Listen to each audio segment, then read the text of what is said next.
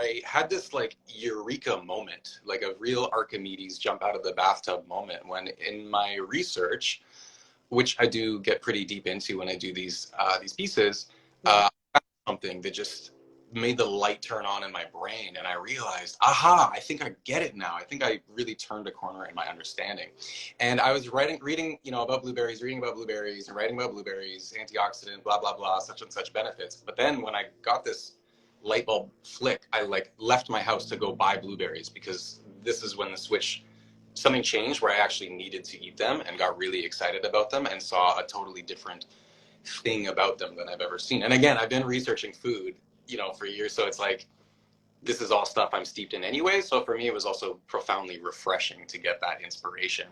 Yeah. Uh, Sort of led to, a chain reaction of interest in antioxidants, in superfoods, in functional foods, in DNA and epigenetics. So that's all stuff that we're going to hopefully talk about today.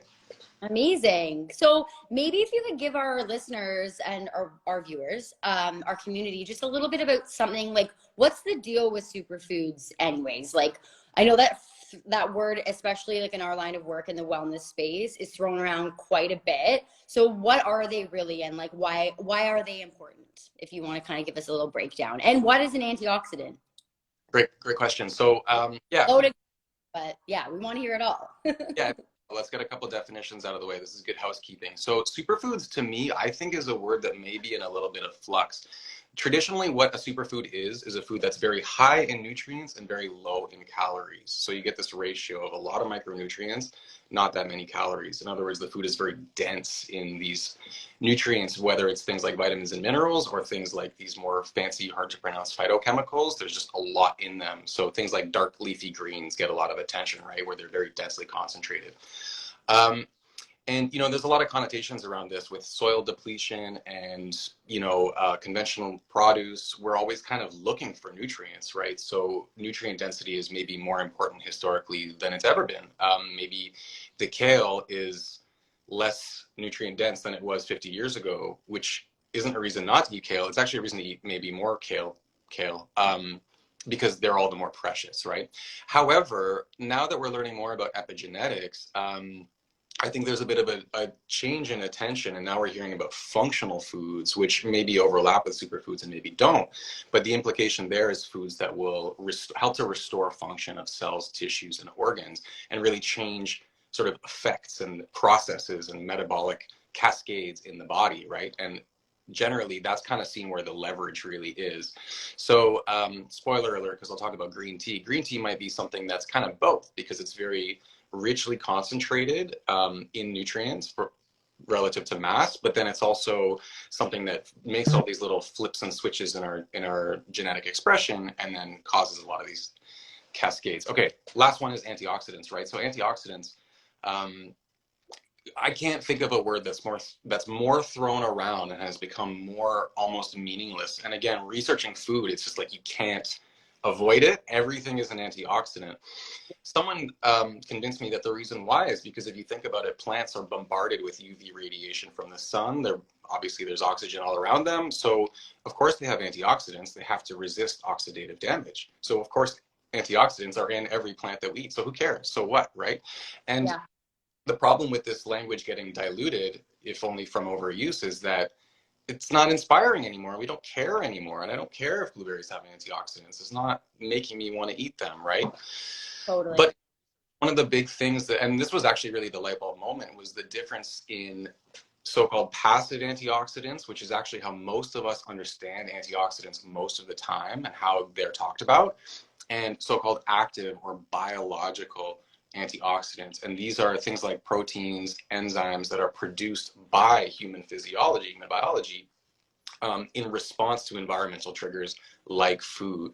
And there's a lot more leverage there and a lot more action. So in terms of the traditional definition of antioxidants, we're used to understanding that there are these free radicals in the body, right, which are moving around and they're stealing electrons, and this can cause damage to our cells and can make other things change shape and become inactive and cause all kinds of havoc, right?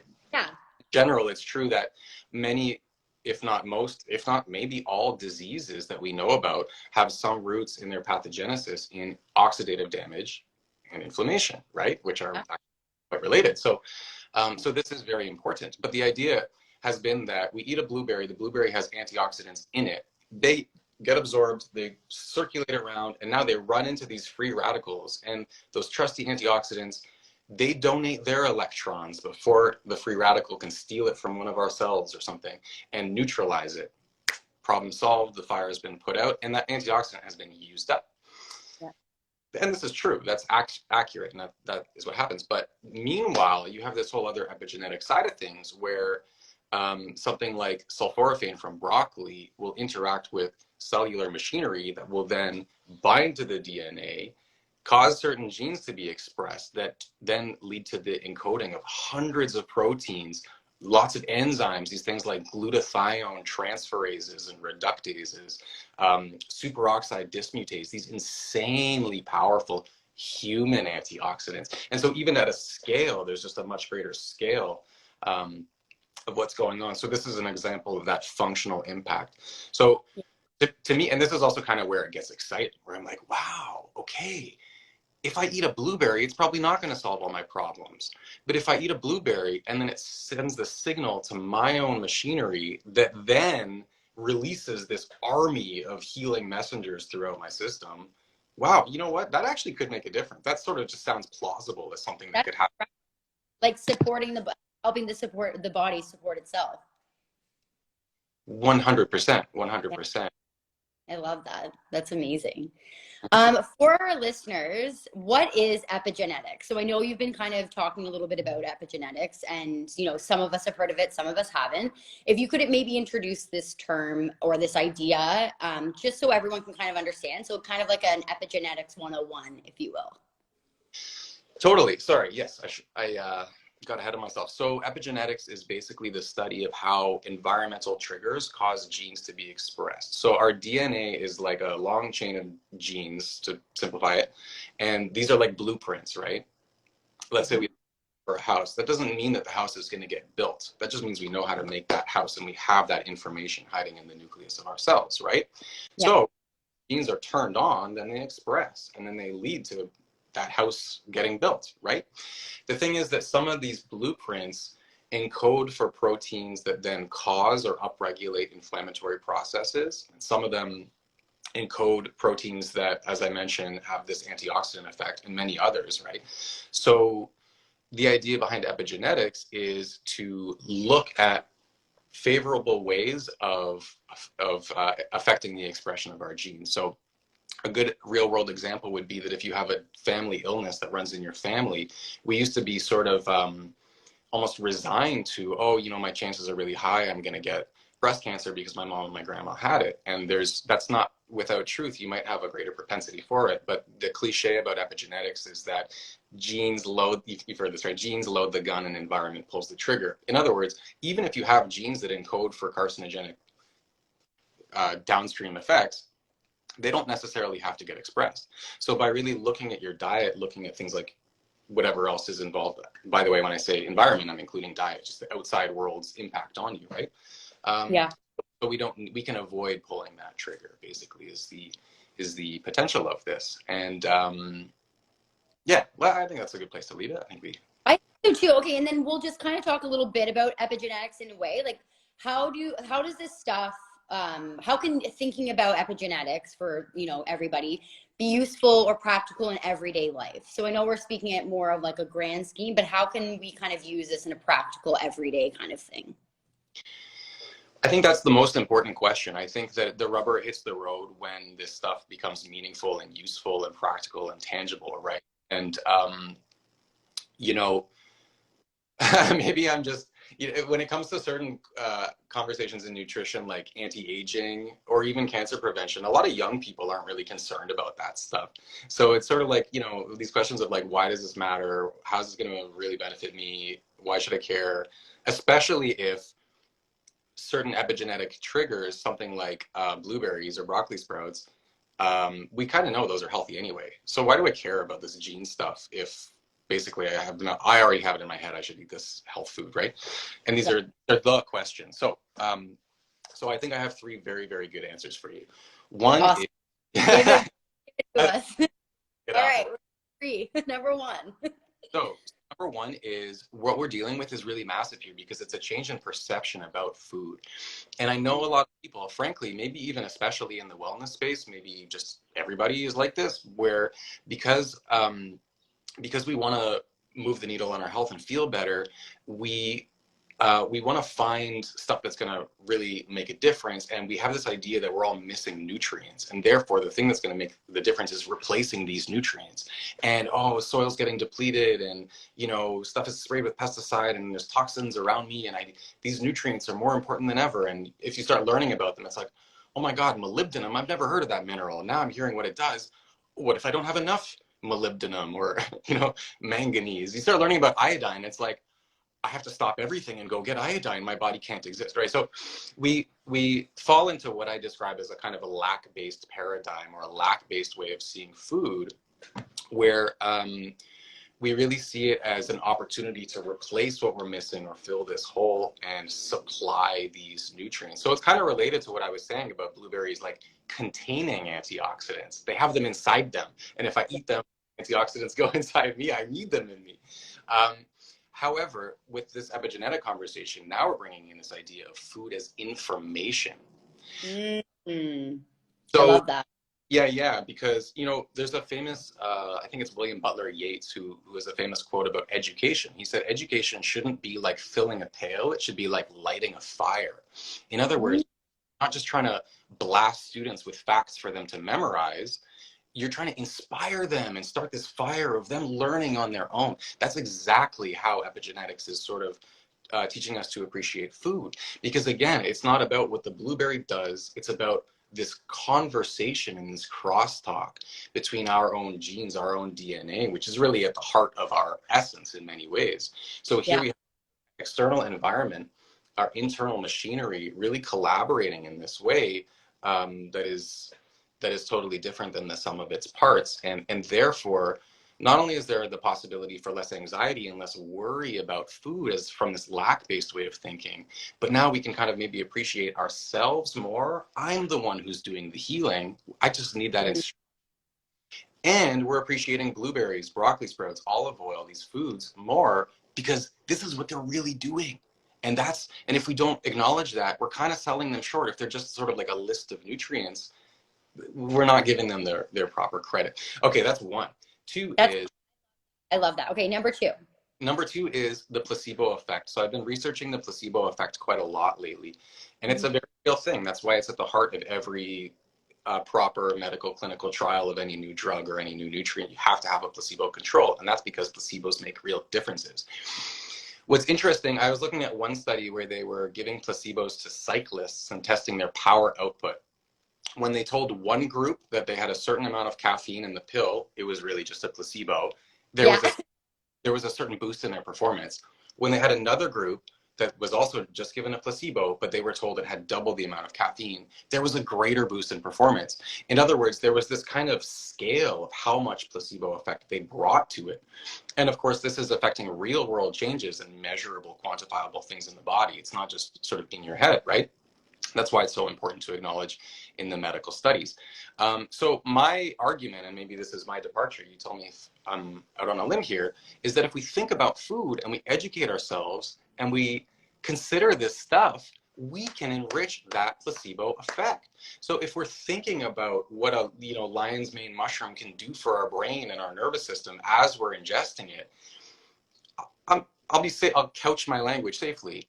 We open up the possibility of really enriching that placebo effect.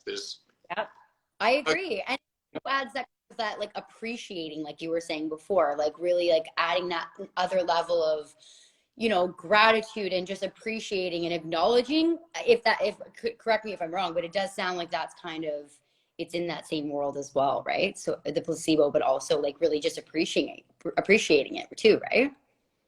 100%, yes.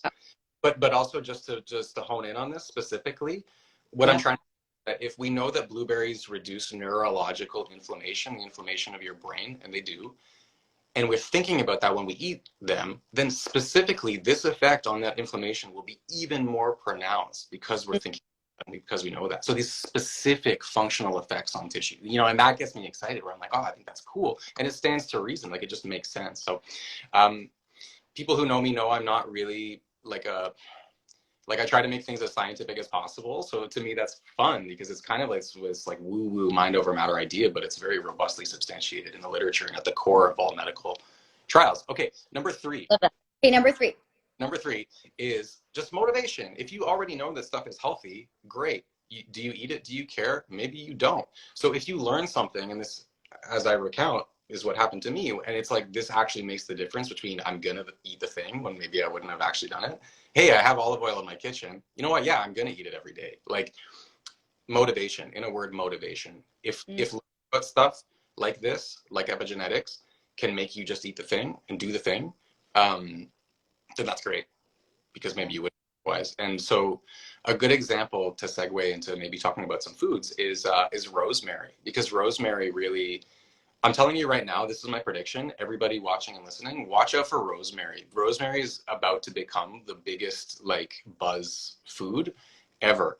And it's not because it's a superfood in the sense of being very densely concentrated in nutrients. It's because of this epigenetic signaling style cascade. So that I just bring that up as an example of something that's kind of random, where maybe you're roasting potatoes and you're already hip to rosemary, but maybe you're not. And this might make the difference between you throwing it in your shopping cart when you go shopping. You heard it here first. Rosemary is the next superfood. Okay, Damien, let's talk about food, because we love talking about food here at Rily. So we can't do a live without talking about food. So maybe you could give us your top 5 superfoods and expand on them a bit. Yes. I'm gonna just list them off and then I'll zoom in on them if that's okay. Okay. So a few of them mentioned is broccoli sprouts, my favorite, turmeric, classic, olive oil, blueberries, and green tea. So again, yeah, like no one's shocked. Oh yeah, these are healthy foods. Who cares? Well, these foods all stimulate at least 4 different huge metabolic cascades in the body, that all of which rely on some amount of epigenetic gene activation, right? So one of them, for example, is NRF2, which is this huge antioxidant cascade, this antioxidant response element that gets, explodes this army of antioxidant like free radical scavengers. It does other things too, but it does that. Another cool pathway, I love this stuff. Another cool pathway is NF-kappa B, right? This is an inflammatory pathway. And NF-kappa B is something that painkillers target. They try to turn it off. This is a pathway we want to turn off. Curcumin is the active ingredient in turmeric, or the most bioactive compound, and it's the most studied compound in the natural world as far as I'm aware, and it's known to be highly anti-inflammatory. This is how it does that, by inhibiting NF-kappa B. Another cool pathway is AMPK, which is known as the exercise or fasting pathway. And this is one that has huge metabolic influences on all kinds of things, from weight balance, just general metabolic speed, and way too many other things to name. And then finally, my favorite, BDNF, brain-derived neurotrophic factor. And this is a pathway that involves what's called the miracle grow for the brain, where we're turning information, creating new brain cells, improving and forming new synapses between existing brain cells. So I'm just listing these as examples of these cool kind of domino-like pathways in the human body. BDNF, the brain pathway, NRF2, the antioxidant pathway, NF-kappa B, the inflammation pathway, and what was the other one I forgot?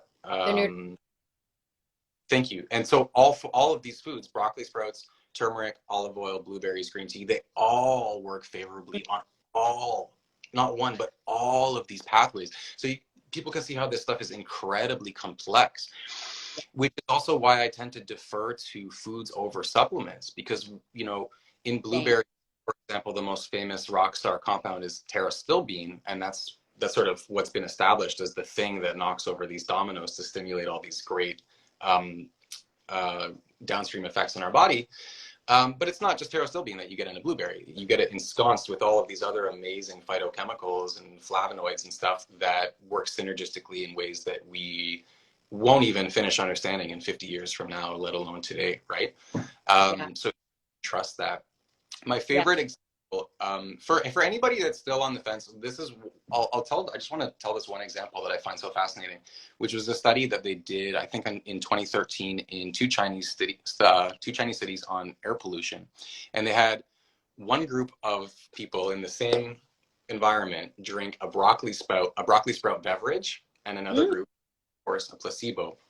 And what they found was that the group that drank broccoli sprout juice had a 60% increase in the excretion of benzene in their urine. In other words, these people were able to detoxify and pee out 60% more of the benzene that they were exposed to in their environment. Wow. That's huge. And Dude. the reason why that happens is because sulforaphane in broccoli sprouts binds in the cytoplasm of the cell, in the blood, if you will, of the cell, to this complex called keep1 NRF2, detaches it, NRF2 drifts down into the nucleus, binds to our DNA, and then starts to code for hundreds of these glutathione enzymes and other super, super powerful human antioxidants. So that's just a real world example of like, this stuff really matters. Yeah. It's And like, it has liver detoxification too, right? Which is huge. yeah, 100%. And that's really interesting, actually, because for me, a lot of the enzymes that are produced by this antioxidant response element of this NRF2 pathway are enzymes that are associated with liver detoxification, like these glutathione enzymes. But this is happening in cells all over the body. It's not just happening in the liver. So what's cool about this, too, is that it really is a cellular. The full body, holistically. Yeah. Honestly. And, So cool. some people, it's like you have to convince them that detoxing is even a thing at all. And that's another reason why I like this example, because this stuff is very quantifiable. Yeah. Sorry to cut you off. Someone just had a question. How much broccoli sprouts should you eat in a day? And I would love to know, like, because we were saying how there's such a dense amount of nutrients in these superfoods. So yeah, if you could tell one of our community members, how much would you recommend eating in a day? Yeah, that's a good question. What they found in that particular China study was that there actually was a dose-dependent relationship. So it seemed like the people who drank more got more benefit out of it. But I'm very, very, very careful in the way that I talk about this, because, a teaspoon of consistency really is worth more than a bucket here and there. So I would say I hope this doesn't sound like a cop-out, but I would say don't worry about that. The last thing we want to do is worry or think from a place of lack or be concerned, really. I would encourage people to learn about these things, incorporate them into their diet. I like getting like a mix of sprouts. So it's got like broccoli and a bunch of other sprouts. I just put that on sandwiches. I just try to make it a part of my life. So I think that's really, really the most important thing. And if you think about it, living a life where we're eating primarily things that have favorable effects on the expression of genes should mean that getting broccoli sprouts in particular wouldn't be as important, because we should have a kind of breadth of all kinds of different favorable epinutrients, if you will, coming in. So that's what I would say. I would say eat them as much as you can comfortably and enjoyably, keyword, incorporate into your life. And by the way, that's another interesting point from that, is just this idea of supplementation versus food, because now of course you can just go get a pill that will have way more sulforaphane than you would get in eating broccoli sprouts. Is that what you want to do? Maybe. And then there are clinical applications for that might be totally appropriate. However, it's certainly a safer game to play to just eat the foods consistently. An even better example actually of this would be turmeric, right? Because the critics will say, oh yeah, you have this amazing curcumin that's in turmeric, has all these wicked gene expressions, it's powerful anti-inflammatory, yada, yada, yada. But oh no, it's so poorly bioavailable in turmeric. The extension of this argument is you're wasting your time. Don't even bother eating turmeric. Never gonna do anything. And it's obviously contradicted by millennia of history, but it's also, when you eat the food, you're getting this entourage effect. And because you're getting this DNA expression, some of it's dose dependent and not all of it is, right? Because you're flipping on these switches and flipping them up. Yeah. So again, I think getting a low amount of curcumin coming in consistently is better than buying an $80 bottle of curcumin supplements and taking it and then forgetting about it for the rest of your life. I love that answer. Okay, we are short on time and I really want to make sure we get this last question in. So I'm gonna just veer off into that if that's okay. Okay, where can people learn more about antioxidants, epigenetics, and superfoods, Damien, if you could give us a lowdown? 2 awesome places. Yeah. One, the Rily website, where you can read some of my beautiful articles. It's funny because when I was writing that blueberry one, I was just like, okay, I'm so excited about blueberries now. How do I make other people do it? You can tell me if I succeeded. Tell me if reading the blueberry blog, it's actually not even that long. Yeah, we'll even link it in the stories for folks to see. But honestly, like Damien he's just a wealth of knowledge. He's put so much research and love into all of these articles. So we highly recommend checking those out for sure. Sorry, continue. But we will link that in the stories, I think, especially the blueberry one. Mm-hmm. Yeah. And so the second awesome place would be the live workshop that we're going to be doing in the winter, I think in December, but it might change, in the amazing, beautiful, really kitchen space where we get to go much deeper into all this pathway stuff. Of course, here we're just really introducing these concepts, but we really get to take a deep dive. We also get to really see this stuff in the kitchen, really taste things, try things, look at fermentation, preparation, optimize these different epinutrients and all kinds of other cool, practical ways to do it. See stuff, smell stuff, taste stuff, talk about stuff. It's going to be a lot of fun. So just watch this space for updates on that. Amazing. Yeah. So folks that are located in Toronto, we have an in-person event with Damien in December. It's going to be fantastic. So just keep an eye on for that. And Damien, if you want to just give us a little rundown of how people can connect with you personally. You're such a wealth of knowledge and practitioner, and you work with clients. So if you could maybe give us a little rundown of how people can connect with you. Yeah, thank you. So you can connect with me by reading my articles on Rily. You can connect with me from my Instagram, Get Healthy with Damo. Just shoot me a DM, and you can go to my website, damienzielinski.com. And I'm pretty responsive. I love nerding about food, so don't hold back. Amazing. Well, thank you so much for coming today. We could probably go on for another 15-20 minutes, but we are out of time. We look forward to chatting with you again soon, and I'm really looking forward to not only reading more of your articles, but going to your workshop. I'm very pumped on that.